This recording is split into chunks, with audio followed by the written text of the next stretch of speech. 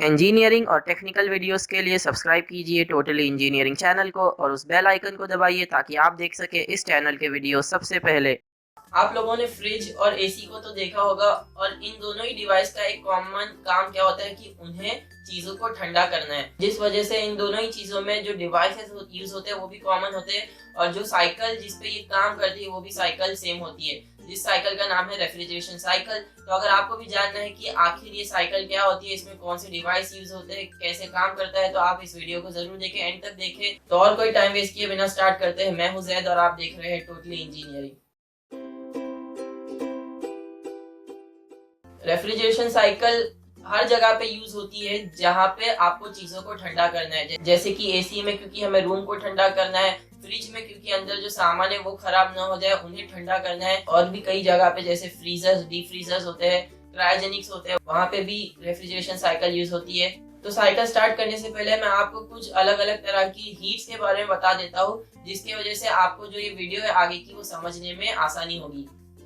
तो पहली होती है सेंसिबल हीट। सेंसिबल हीट क्या होती है? आप जिसे सेंस कर सके, यानी फॉर एग्जांपल आप एक बॉडी को हीट कर रहे हो, तो हीट करने से क्या हो रहा है, उस बॉडी का टेम्परेचर भी बढ़ जाता है। अभी उस टेम्परेचर को आप क्या सेंस कर सकते हो, यानी आप उसे थर्मोमीटर, थर्मोकपल से सेंस कर सकते हो, मेजर कर सकते हो। इसीलिए उस टाइप की हीट को क्या कहा जाता है? सेंसिबल हीट कहा जाता है। सेकेंड टाइप की हीट होती है लेटेंट हीट। लेटेंट हीट मतलब जो हीट को आप सेंस नहीं कर सकते, यानी फिर से आप एक बॉडी को हीट कर रहे हो, लेकिन इसमें क्या है, हीट करने की वजह से टेम्परेचर बढ़ रहा नहीं है, लेकिन एक दूसरा चीज हो रही है कि इसमें हीट आप जैसे ही कर रहे हो, ऐड करते जा रहे हो, बढ़ाते जा रहे हो, तो क्या हो रही है, बॉडी का जो है फेज चेंज हो रहा है। यानी फॉर एग्जांपल अगर ये सॉलिड बॉडी है तो क्या होगा, हीट की वजह से ये सॉलिड जो है वो कन्वर्ट हो जाएगा लिक्विड में। तो इस हीट को क्या बोलते हैं? लेटेंट हीट, जिसमें टेम्परेचर नहीं बढ़ता है लेकिन फेज चेंज हो जाता है बॉडी का। लेटेंट हीट भी कई टाइप्स की होती है। फर्स्ट टाइप है कि latent heat of fusion.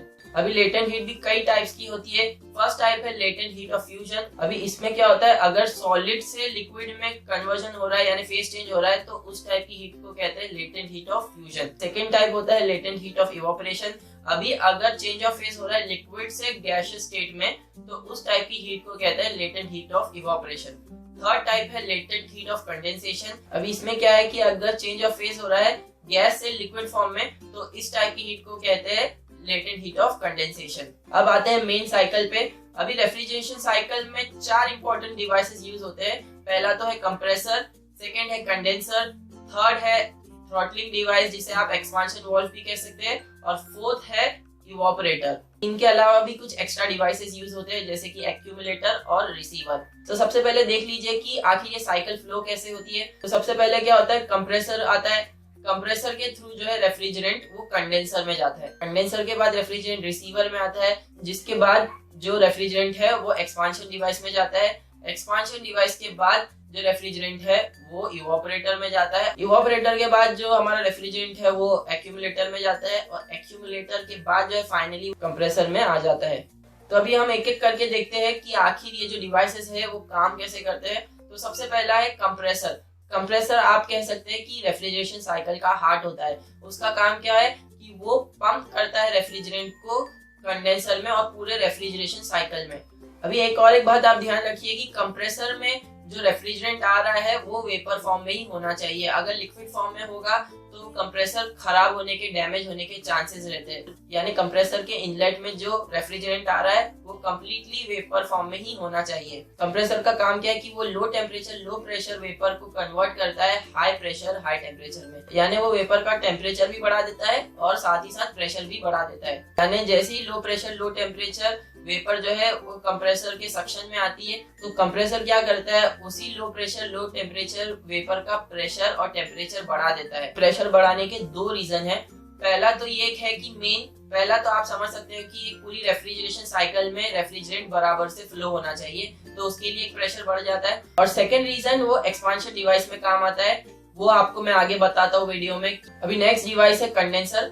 Condenser में क्या है, ट्यूब्स यूज होती है जिसके थ्रू रेफ्रिजरेंट फ्लो करता है। अभी कंडेंसर में आप लोगों ने फ्रिज में भी देखा होगा, अगर आप लोगों ने खोल के देखा होगा तो कंडेंसर के पास फैन यूज होता है। जैसे ही high pressure, high temperature vapour refrigerant compressor से कंडेंसर के इनलेट में आता है, तो वो रेफ्रिजरेंट कंडेंसर ट्यूब्स के थ्रू फ्लो होता है। और आप लोगों को पता ही होगा कि हीट जो है वो हाई टेम्परेचर से लो टेम्परेचर में फ्लो करती है। तो जैसे ही high temperature vapour refrigerant air के कांटेक्ट में आता है, यानी एयर जो है वो कॉइल को टच कर रही है, तो जैसे ही ये एयर जो है कॉइल के कांटेक्ट में आती है तो उसमें क्या होता है, रेफ्रिजरेंट और एयर के बीच में हीट ट्रांसफर होता है। अभी कंडेंसर में हीट जो है वो लेटेंट हीट ट्रांसफर होती है, यानी जैसे ही रेफ्रिजरेंट से एयर में हीट ट्रांसफर होती है तो रेफ्रिजरेंट जो है जो वेपर फॉर्म में था वो कन्वर्ट हो जाता है लिक्विड फॉर्म में। यानी कंडेंसर के अंदर क्या है, कंडेंसर क्या है, लेटेंट हीट एक्सचेंज करता है एयर के साथ। यानी कंडेंसर के आउटलेट पे हमें लो टेम्परेचर और हाई प्रेशर लिक्विड रेफ्रिजरेंट मिलता है। अब ये जो लिक्विड रेफ्रिजरेंट है वो रिसीवर में जाता है। रिसीवर का ज्यादा कुछ काम नहीं है, उसमें क्या है, रेफ्रिजरेंट सिर्फ स्टोर करते हैं हम। अभी रिसीवर के बाद हमारा जो लिक्विड रेफ्रिजरेंट है वो आता है थ्रॉटलिंग डिवाइस में, जिसे आप एक्सपांशन डिवाइस भी कह सकते हैं। अभी जो वाकई में टेम्परेचर ड्रॉप होता है वो एक्सपांशन डिवाइस में होता है। एक्सपांशन डिवाइस को आप कह सकते हैं एक तरह का रिस्ट्रिक्शन पैदा करता है। एक्सपांशन डिवाइस में क्या होता है, आप एक छोटे से होल में से लो टेम्परेचर हाई प्रेशर जो आपका लिक्विड रेफ्रिजरेंट है उसको पास करते हो। और आप लोगों को पता ही होगा कि अगर आप किसी भी चीज में से, अगर छोटी सी होल में से आप पानी को भी पास करोगे तो क्या है, उसकी वेलोसिटी बढ़ जाती है और प्रेशर कम हो जाता है। तो अभी क्या होता है, जैसे ही लिक्विड रेफ्रिजरेंट फ्लो होता है एक्सपांशन डिवाइस में, तो वो जो हाई प्रेशर रहता है लिक्विड रेफ्रिजरेंट का वो अचानक से जो है कम हो जाता है। अभी जैसे ही प्रेशर कम होता है तो प्रेशर कम होने की वजह से जो रेफ्रिजरेंट है उसका बॉइलिंग पॉइंट भी कम हो जाता है और साथ ही साथ जो टेम्परेचर है वो भी कम हो जाता है। यानी एक्सपांशन डिवाइस के आउटलेट पे आपको जो रेफ्रिजरेंट मिलेगा वो एकदम कूल रहेगा, एकदम ठंडा रहेगा, लेकिन उसका स्टेट जो है वो लिक्विड फॉर्म में ही रहेगा, उसमें चेंज ऑफ स्टेट नहीं होगा। अभी एक्सपांशन डिवाइस के बाद आपका लिक्विड रेफ्रिजरेंट जाता है इवापोरेटर में। इवापोरेटर ही वो चीज है जिसमें आपकी कूलिंग होती है। अभी इवापोरेटर का कंस्ट्रक्शन भी सेम होता है कंडेंसर के जैसा, जिसके अंदर ट्यूब्स यूज होती है कॉइल फॉर्म में।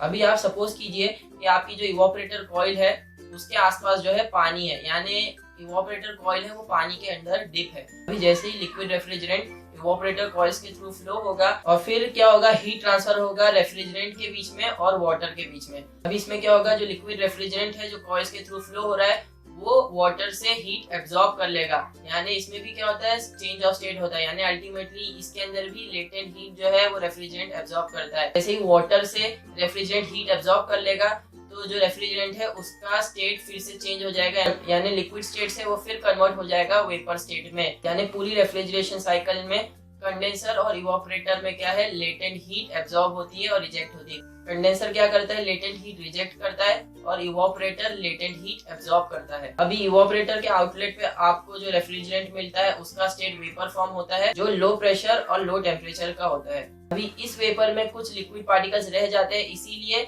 इसे डायरेक्टली कंप्रेसर में भेजने से पहले एक्यूमुलेटर में भेजा जाता है, जिसमें एक्यूमुलेटर क्या करता है, जो भी लिक्विड पार्टिकल्स है उन्हें कैच कर लेता है और सिर्फ वेपर को ही आगे कंप्रेसर में भेजता है। तो अल्टीमेटली वही साइकिल रिपीट होती है, यानी कंप्रेसर से हाई प्रेशर हाई टेम्परेचर जो वेपर रेफ्रिजरेंट है वो कंडेंसर में आता है। कंडेंसर में क्या होता है, high pressure high temperature vapour refrigerant जो है कन्वर्ट हो जाता है low temperature high pressure liquid refrigerant में। अब ये जो रेफ्रिजरेंट है वो स्टोर होता है रिसीवर में। रिसीवर के बाद जो है एक्सपांशन डिवाइस में जाता है, जिसमें रेफ्रिजरेंट जो है वो पूरा ठंडा हो जाता है। अभी ये जो लिक्विड रेफ्रिजरेंट है वो जाता है इवापोरेटर में। इवापोरेटर में ये लिक्विड रेफ्रिजरेंट हीट ट्रांसफर करता है उस चीज के साथ जिसे उसे ठंडा करना है, और इवापोरेटर के आउटलेट से हमें मिलता है लो pressure low temperature vapour refrigerant, और फिर से एक साइकिल जो है कंटिन्यू होती है। अब मैं अपना ये वीडियो एंड करना चाहूंगा। आई होप आपको ये वीडियो पसंद आया हो। अगर आपको ये वीडियो पसंद आया तो प्लीज लाइक करें, शेयर करें और कमेंट करें, और प्लीज सपोर्ट करें मेरे चैनल को। आप लोगों को सिर्फ सब्सक्राइब करना है, तो please support my channel by subscribing to it. Thank you guys.